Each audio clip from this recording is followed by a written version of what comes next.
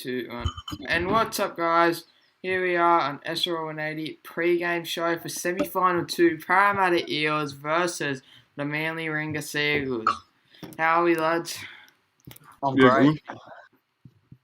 Yeah. So, what do you think? We'll get straight into it because there's 12 minutes before kickoff.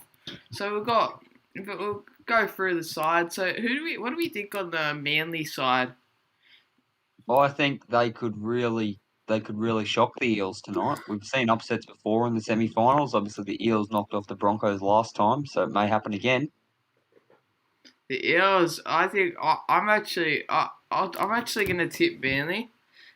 Manly, I actually think the reason I'm going to tip Manly is because I think they have a great attacking side, and if they can hold Eli Barnes in defence, I think they've got a great shot at winning. I genuinely do. I think it's going to be another really close game. Like, even if Eli doesn't kick off, which he probably even if he doesn't, like they've shown before that they can really beat even the top teams without Eli Barnes.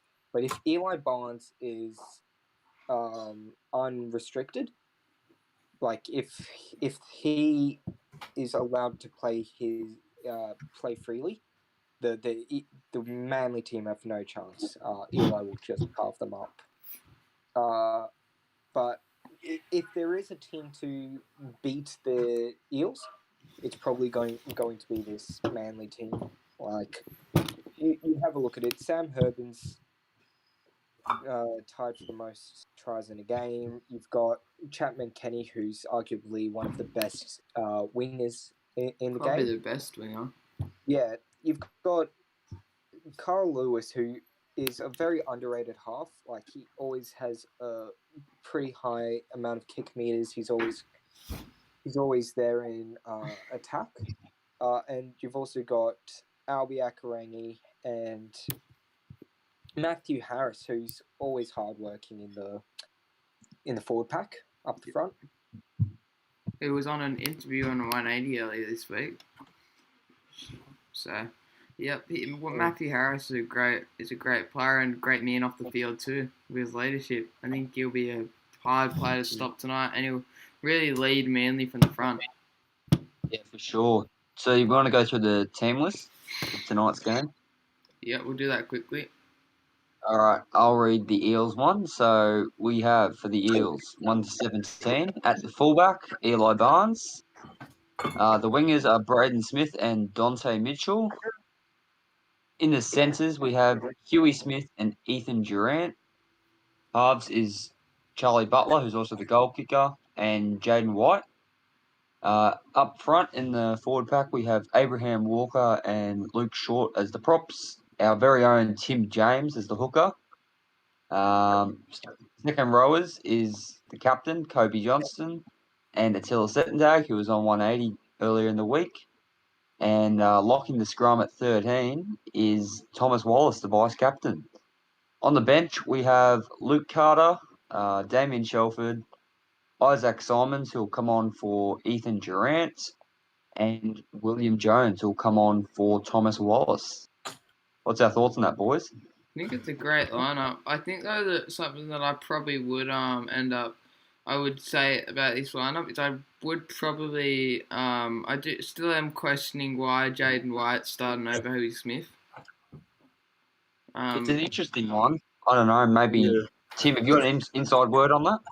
Well, I actually have no clue why Jaden White is starting over Huey. Obviously, Huey Smith is, leading the SRL with most kick meters in a game. And he was dropped the game after he did that. Exactly.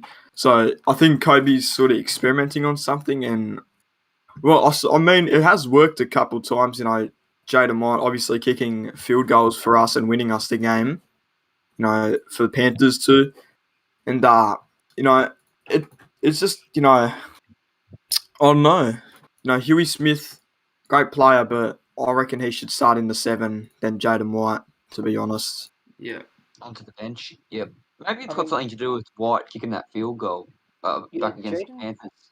Jaden's kicked two very important field goals, hasn't he? Didn't he kick one Yeah. against But I Brothers? also think that an 80-year-old grandma could kick it on rugby league for. That's Okay. that's the No, thing he- about field goals. Yeah, but he's always been there for the Eels when they've really needed it. But he's had 400 kick meters, has Huey Smith, and then he gets dropped the game after. Yeah, it's. I think the timing was wrong. I still rate Jaden as a quality half, and I would still have him in my team. I didn't really see the Eels last game. If Huey Smith played as well as you say he did, then No, he got dropped a few games ago. I'm just saying it was like 2 games, yeah. Was he Like- on the bench for the game he kicked the winning field goal against the Panthers? what? Nah, Jaden White Nah. started that game. Okay, that's interesting. So yeah, all right. We'll move on. The Manly team list. One of you boys want to read that one out? Yeah. Alrighty. One Sam Herburn. On the wings you got Kane Chapman-Kenny, who's the captain. Corey Bell. Centers Michael Krim and Robbie Elms. In the halves, Aidan McKinney and Carl Lewis, rookie of the year contender with John McCartney, in my opinion. And Byron Boone, who's also in this team. Yep. Exactly. Brad Goodwin and Matthew Harris are props. Byron Boone, another rookie of the year contender at hooker. Jesse Bennett, who also could be a rookie of the year contender with Joshua Blackburn in second row. Albi Akarini at lock. On the bench, you got Daniel Punch, Macaulay Morris. And 16 and 17, you got Tyson Payne and Chris Lord. That's your Manly team list. That's solid. That's really good. Yeah, that's pretty good.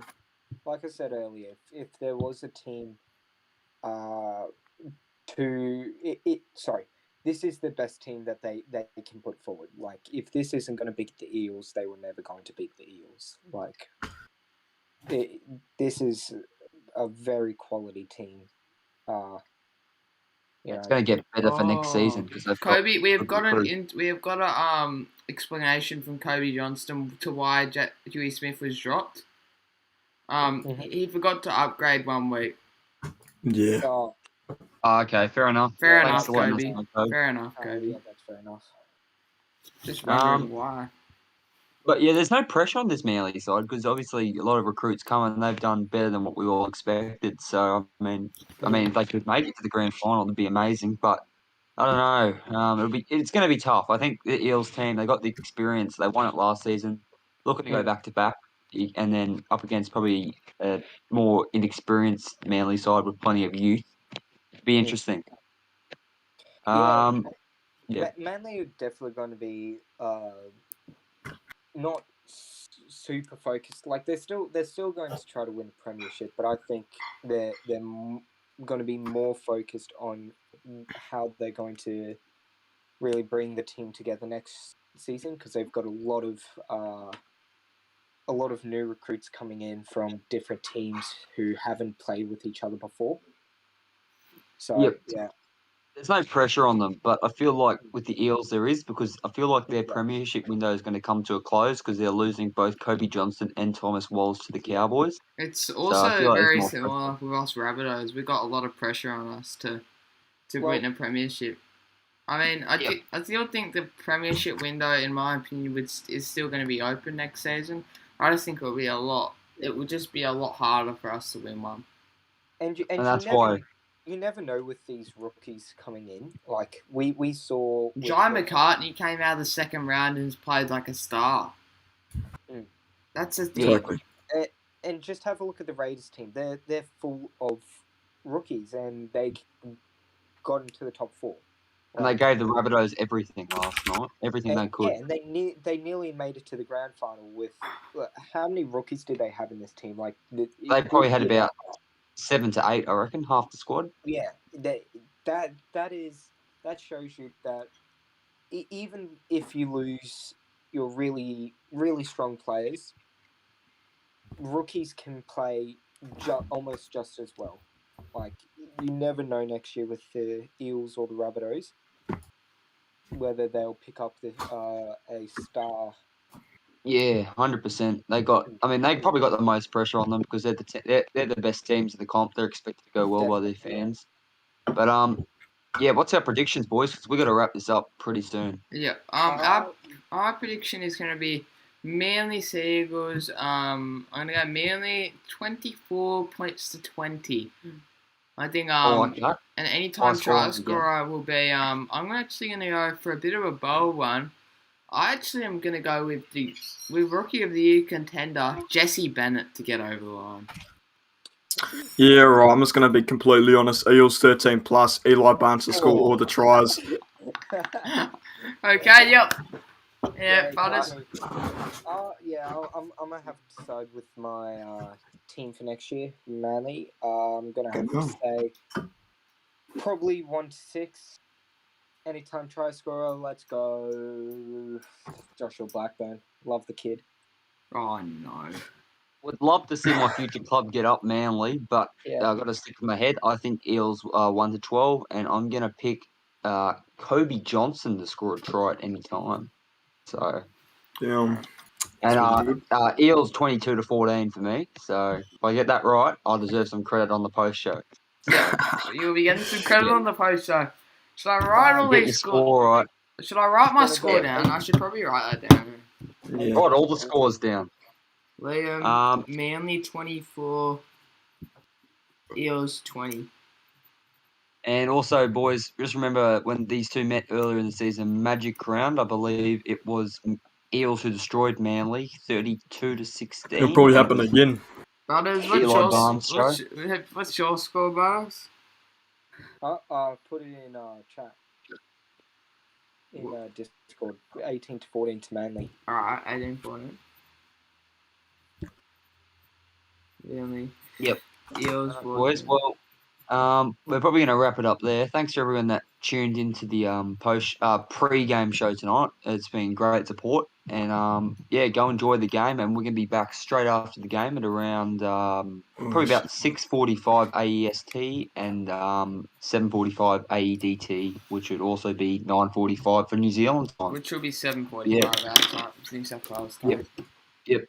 All right, busy. Cheers, fellas. Yep. See you after the game. See yous.